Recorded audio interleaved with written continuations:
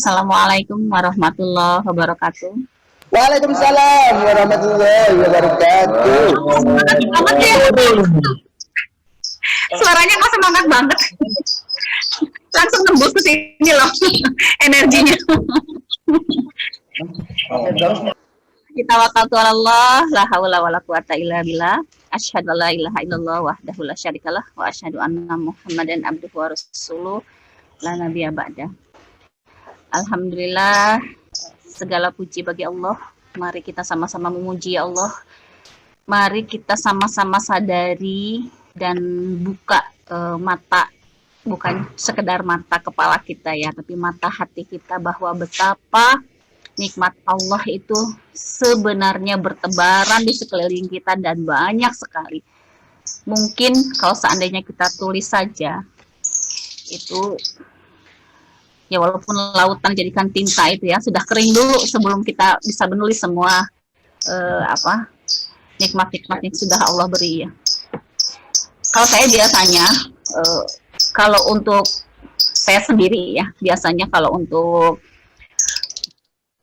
membangkitkan agar bisa muncul ya benih-benih cinta kepada Allah itu, kan biasanya kenapa sih orang itu sulit untuk mencintai Allah gitu ya?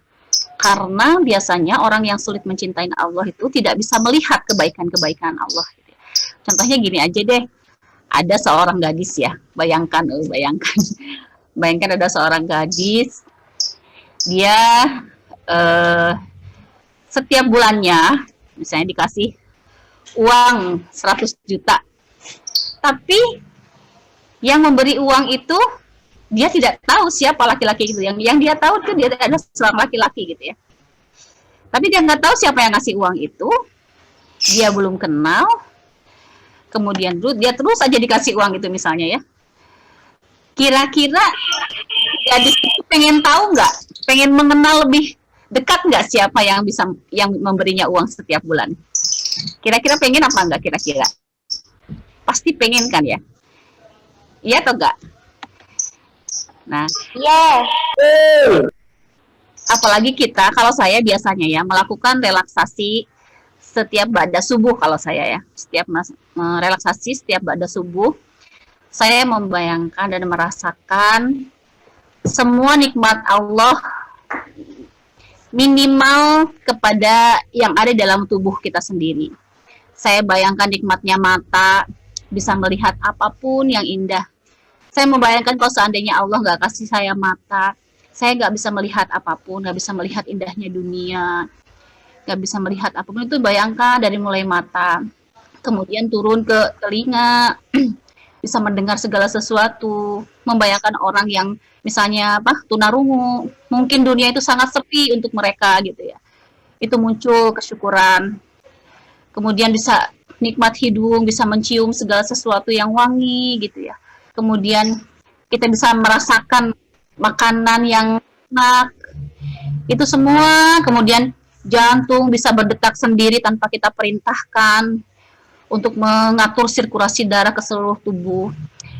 Paru-paru kembang kempis sendiri tanpa kita perintahkan pada saat mengatur sistem pernapasan kita. Itu semuanya saya rasakan gitu ya. Saya rasakan dan saya sadari ya betapa nikmat Allah di dalam tubuh kita saja sudah demikian luar biasa gitu. Apalagi alam semesta yang diciptakan oleh Allah, di mana semuanya itu semua mengandung energi. Kalau kita sediakan diri kita mengizinkan diri kita untuk menerima seluruh kekuatan energi dari Allah dan segala isi alam semesta yang diciptakan oleh Allah, ya betapa kita itu memiliki kekuatan yang sangat dahsyat dan luar biasa. Dan biasanya orang-orang yang seperti itu tuh bukan orang-orang yang mengedepankan akal pikiran atau logika ya. Karena untuk bisa mengakses sesuatu yang tidak bisa terjangkau oleh logika itu, logika dan akal pikirannya itu ditekan, sehingga yang muncul itu adalah keimanan. Nah, pada saat muncul keimanan itu, maka sangat mudah melihat segala kebaikan Allah. Ya. Karena terlihat semua kebaikan Allah, maka muncullah cinta kepada Allah. Ya. Makanya kenapa orang itu lebih mudah merasakan cinta dari orang yang dicintai daripada Allah gitu ya. Allah yang menciptakan cinta itu sendiri, dan Allah itulah sang maha cinta ya, dan Allah yang menciptakan orang yang mencintai kita. Justru tidak bisa kita rasakan. Kenapa seperti itu? Karena kita belum bisa menyadari dan merasakan kebaikan-kebaikan Allah. Maka ketika teman-teman rasakan, itu cinta itu akan muncul dengan sendirinya. Mudah-mudahan bisa seperti itu. Karena kenapa bisa seperti itu? Itu sangat terkait juga dengan kinerja kita ya. Kinerja kita pun, walaupun misalnya di perusahaan atau apapun, itu akan berbeda. Orang yang hidup di dunia ini dengan cinta dan orang yang tidak dengan cinta, pasti aplikasi dalam pekerjaannya pun berbeda. Perbedaannya itu seperti ini ya. Kalau orang yang sudah bisa melihat kebaikan Allah sehingga bisa mengapresiasi segala kebaikan Allah sehingga muncul cinta, dia bekerjanya itu adalah seperti hidup dengan hati gitu. Hidup dengan hati itu apa? Hidup yang sehari-hari dari mulai bangun sampai tidur kembali itu melibatkan aspek diri, yaitu berupa hatinya. Karena banyak sekali orang di dunia ini, bahkan saat ini, sekarang ini, begitu mengutamakan dan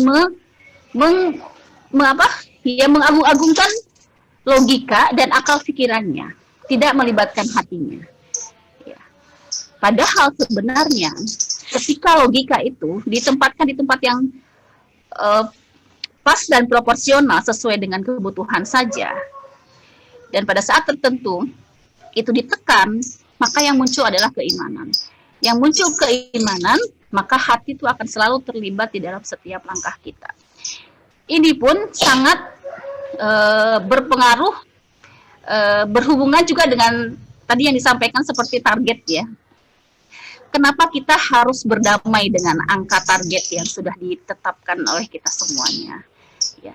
Karena angka target, karena dengan kita berdamai dengan itu akan membuat self image itu apa ya?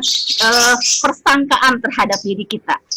Yang persangkaan itu ketika dibangun positif, kita akan bisa melakukan lompatan yang kita mungkin tidak bisa terukur oleh akal pikiran kita sendiri sebelumnya. Contohnya seperti ini aja ya, biar real ya. Contohnya saya waktu itu, saya pernah cerita belum ya? Mungkin kalau udah pernah maaf ya, saya ulang lagi ya. Waktu itu saya diundang di sebuah SMA ya, mau UN. Kemudian di situ ada kesurupan massal, jumlahnya 1.700 orang anak, bayangkan ya. 1.700 orang anak, saya diminta untuk, karena di situ sudah terjadi 3 hari berturut-turut ya, tetap kesurupan gitu, teriak-teriak dan sebagainya gitu ya. Udah mungkin karena guru-gurunya kepahamannya berbeda-beda, ada yang mendatangkan dukun, ada yang mendatangkan paranormal, ada yang perukiah dan sebagainya, tapi selama 3 hari itu tidak teratasi. Ya, entah gimana ceritanya, ya kepala sekolah yang lama tuh membawa saya ke sekolah itu, sebuah SMA negeri ya, SMK negeri ke situ, untuk mengatasi Bunda, coba katanya. Siapa tahu ya pertolongan Allah datang melalui Bunda, mungkin dicoba aja dulu. Coba bayangkan ya, kalau seandainya saya pakai akal pikiran dan logika saya satu orang tanpa ada asisten, harus mengatasi 1.700 orang dalam keadaan kesurupan. Kira-kira masuk akal nggak? Saya sendiri pasti akan merasa pesimis dan bisa apa gitu loh. Apa yang bisa saya lakukan dong? Yang kemarin perukiah para ada di dukun paranormal aja nggak bisa ngatasi. Pasti kan seperti itu kalau logika saya bicara. Tapi waktu itu yang saya bangun adalah self image yang saya sandarkan kepada Allah gitu. Setiap saya datang ke sebuah acara yang mengundang saya selalu dalam pikiran itu, ya Allah, tidak akan orang ini mengundang atau komunitas atau mengundang ke saya kalau seandainya bukan Allah yang menggerakkan. Kalau seandainya Allah yang menggerakkan, Allah pasti punya rencana. Kalau seandainya saya yang kau tunjuk untuk menjadi wasilah ya, jalan keluar dari permasalahan yang dihadapi, mudahkanlah ya Allah, ya, tuntunlah, bimbinglah. Aku titipkan lisanku, aku titipkan diriku untuk kau tuntun, untuk kau bimbing, agar semua karena Engkau Maha Kuasa dan menggenggam segala sesuatu yang kekuatan dan kekuasaannya tiada terbatas, maka apapun akan mudah di tangan-Mu ya Allah. Bismillah, terus berangkat gitu ya. Ya singkat cerita sudah sembuh gitu ya. Saya bukan caranya karena keahlian saya bukan di situ, bukan meruqyah dengan bacaan-bacaan ruqyah, tapi saya menanamkan mental ketauhidan. Karena waktu itu yang saya yakini adalah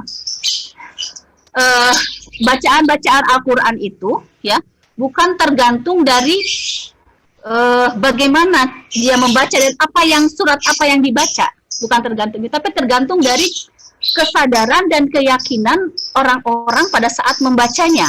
Apakah dia yakin pada saat membaca benar-benar itu adalah ayat yang diturunkan oleh Allah yang mengandung kekuatan yang tiada batas, dan kemudian Allah terlibat di dalamnya dan tiada siapapun makhluk yang bisa mengalahkan kekuatan Allah ketika membacakan itu, yakin bahwa pertolongan Allah datang pada saat itu, ditanamkan mentalnya ke dalam hati terdalamnya, itu ternyata lebih dahsyat daripada bacaan Quran itu sendiri. Karena bukan perkara yang hadir di situ kekuatan Allah, bukan bacaan Qurannya gitu.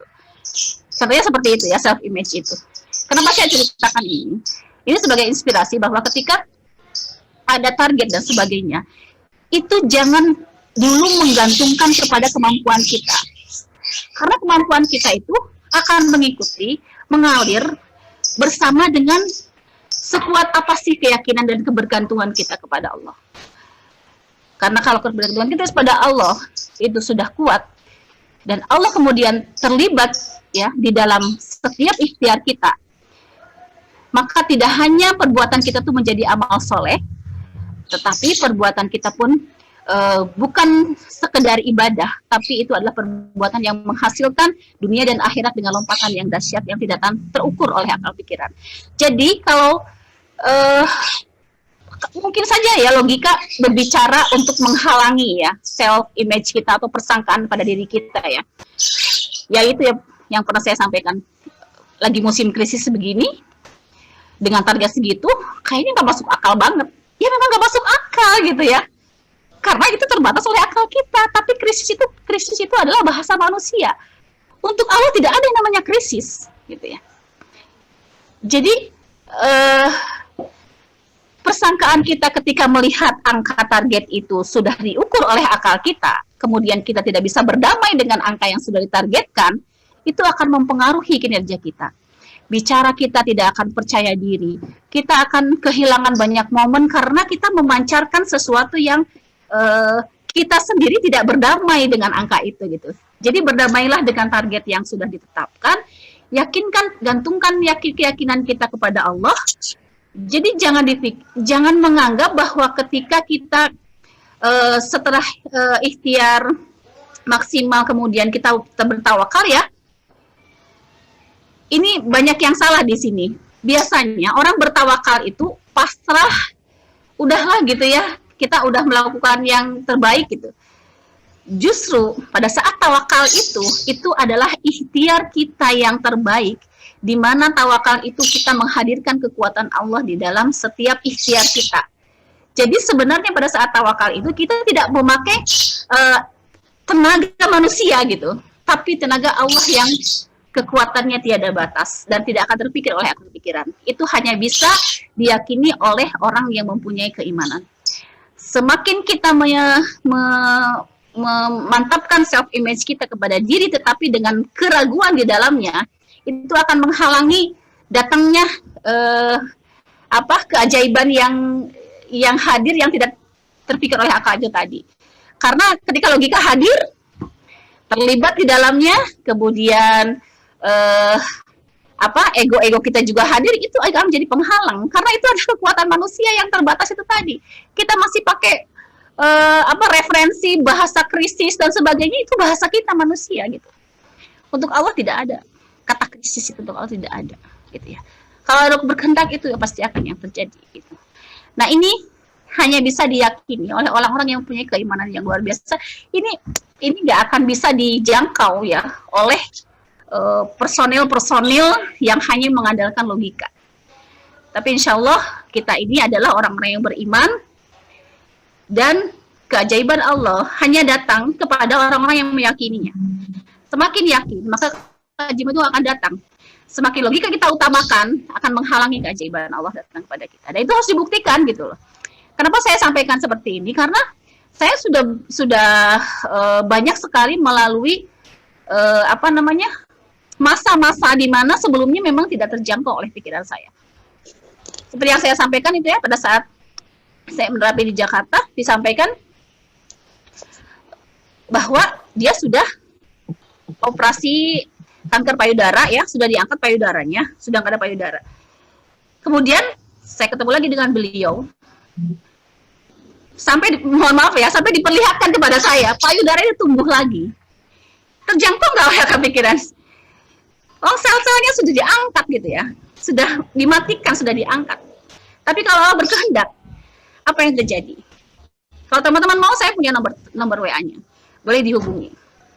Dan banyak lagi kejadian-kejadian yang luar biasa yang tidak terjangkau ya oleh akal pikiran.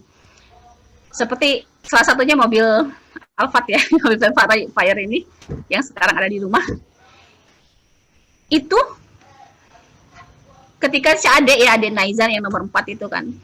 Kalau waktu abinya mesti berangkat ini ya, kunjungan kerja, mesti adik mau oleh-oleh apa? Ada Naizan mesti jawab, aku oleh-oleh mobil Alphard katanya gitu. Tapi ketika adik menyebutkan itu dalam pikiran saya, ya Allah, tidak ada yang tidak mungkin. Andaikan kata-kata adik itu adalah doa yang tembus pada arsmu, tidak ada yang tidak mungkin ya Allah. Dan apa yang terjadi? Mobil itu datang sendiri tanpa kita cari, dan nggak usah dibayar dulu. Dibayarnya kapan-kapan katanya sama yang punya itu. Kapan aja, dan saya sendiri yang nerima waktu itu sama bapak gitu ya.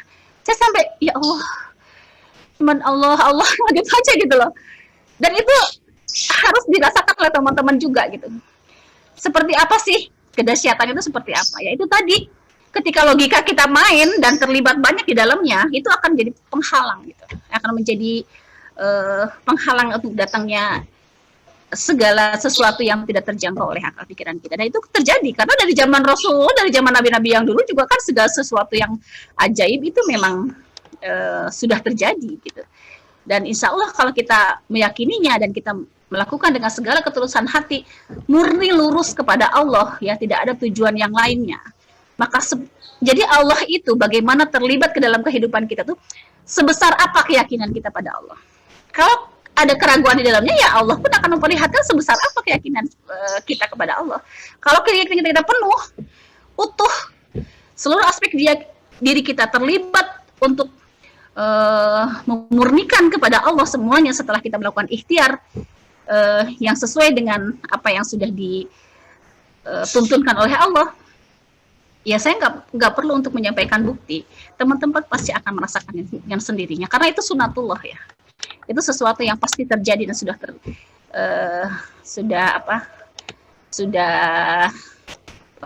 diatur oleh Allah gitu. Hukum alam yang memang sunatullah. Barang siapa yang memang itu memayatakillah ya, insyaallahu mahroja. Ya kalau kita taat secara utuh, lurus dan murni, hadirkan diri kita mata-mata murni kepada Allah. Yang turun adalah jalan keluar dari Allah gitu. Jalan keluar yang memang dikhususkan kepada orang-orang yang khusus. Kepada siapa? Ya orang-orang yang memang keyakinan dan ketaatannya itu lurus kepada Allah, tidak terhalang oleh apapun. Pandangan manusia, ukuran manusia, apa bukan jadi ukuran untuk orang-orang yang beriman. Jadi ukuran itu cuma standar Allah gitu. Krisis itu bukan bahasa referensinya orang beriman, krisis itu adalah bahasa orang yang tidak punya iman. Krisis itu adalah bahasa orang-orang yang tidak paham gitu ya, yang belum paham. Jadi ya mungkin seperti itu ya teman-teman ya. Semoga bisa kita lebih berdamai dengan angka target dan self image ya, apa di sini self image tadi. Persangkaan terhadap diri kita itu adalah bukan prasangka secara fisik dan prasangka secara kemampuan kita, tapi prasangka kita sebagai orang yang beriman yang selalu kapanpun akan mendapat pertolongan dari Allah. Kalau itu sudah untuk kita kemanapun akan selalu ceria, gembira, bersemangat, optimis, tidak akan pernah kehabisan energi. Ya, karena kita tidak memandang karena ukuran yang berbau dunia tuh bukan jadi ukurannya gitu. Yang berbau dunia itu menjadi sesuatu yang sekilas aja. Ada orang yang jutek misalnya sama kita, atau ada orang yang rese gitu ya ngomongnya, nah itu kan dia, bukan aku. Itu kan akhlak dia, akhlak aku kan akhlak yang disukai oleh Allah. Walaupun dia cemberut ngomong jelek, ya biarin, yang penting aku enggak. Gitu. Misalnya kayak gitu, itu akan berbeda tampilannya dengan orang-orang yang saya bicara begini itu juga sedang menasihati diri saya sendiri.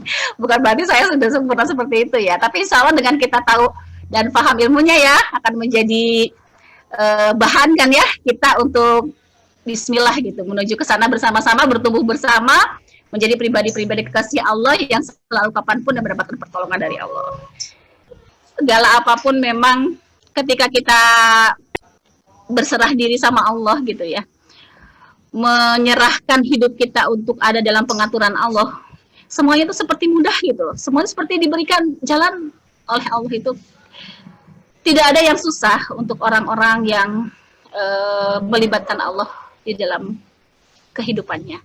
Tidak ada sedih, tidak ada kecewa, tidak ada marah dan sebagainya gitu. Kalaupun ada mungkin cuma sebentar, habis itu kan karena sudah dikasih tekniknya bagaimana menetralisir dan merilis energi-energi negatif itu ya. Kemudian setelah berhasil dirilis, tinggal di-up untuk sampai kepada energi di mana kekuatan cinta dari Allah itu tidak bisa mengalahkan apapun. Itu akan menjadi sesuatu yang powerful, sesuatu yang selalu mencharge energi kita kapanpun, dimanapun. Dan andaikan di sekeliling kita itu ada orang-orang yang kebetulan bahasa manusia loh ya, karena untuk Allah itu gak ada kebetulan, semuanya sudah diatur oleh Allah, sudah datang dengan izin Allah. Andai pun di sekelilingnya ada orang-orang yang belum bisa menetralisir sehingga energinya, emosinya masih ada di level yang negatif ya, di level force itu yang pernah dulu disampaikan ya, belum ada ke level power, tapi ketika orang di sekelilingnya ada dan sudah bisa ada di dalam energi power, itu akan menetralisir dan mewarnai sehingga satu komunitas walaupun di tempat yang berbeda-beda seperti ini ya, ada yang Tanjung Pinang, ada yang di Wadung ya, ada yang Singosari, itu kita jauh itu hanya sekedar jarak, tapi jiwa kita itu ketika sama-sama di dalam energi Allah itu merasanya satu aja gitu, merasanya deket aja gitu, merasanya deket dan mempunyai energi yang sama gitu, energi yang sama di bawah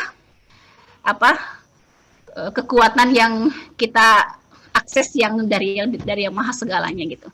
Jadi apapun gak ada yang gak mungkin. Apapun selalu mungkin di tangan Allah. Gitu. Oke, seperti itu ya. Semangat pagi buat hari ini, buat teman-teman semuanya.